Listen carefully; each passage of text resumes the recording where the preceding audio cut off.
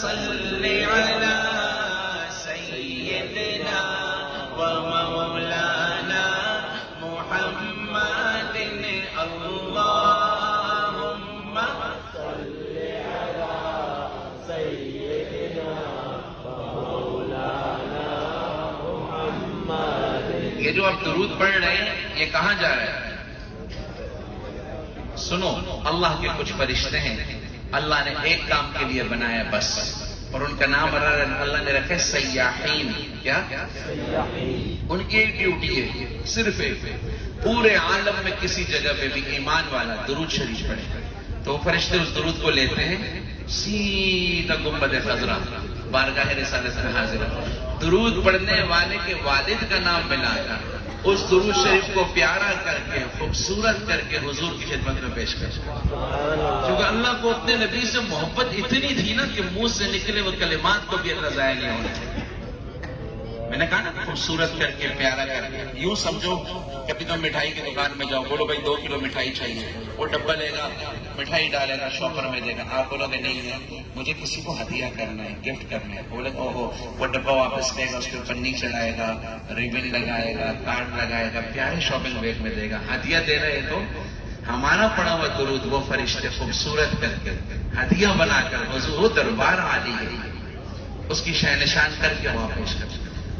پھر بخیلی کس چیز کی درود شریف میں؟ ہاں تو سارے کہہ دو میرے ساتھ، اللہم صل علی سیدنا ومولانا محمد اللہم صل علی سیدنا ومولانا محمد سرکار دو عالم کے رخ پر انوار کا عالم کیا ہوگا، سرکار دو عالم کے رخ پر انوار کا عالم کیا ہوگا. جب زلف کا ذکر قرآن میں، جب زلف کا ذکر قرآن میں، رخسار کا عالم کیا ہوگا.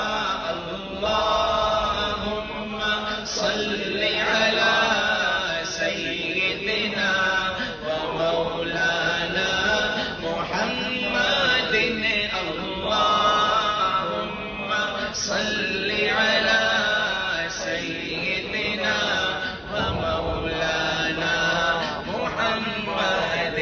اور حاجیوں سنو میری بات، جس وقت تھے خدمت میں ان کی ابوبکر عمر عثمان و علی، جس وقت تھے خدمت میں ان کی ابوبکر عمر عثمان و علی، اس وقت رسول عربی کے، اس وقت رسول عربی کے دربار کا عالم کیا ہوگا.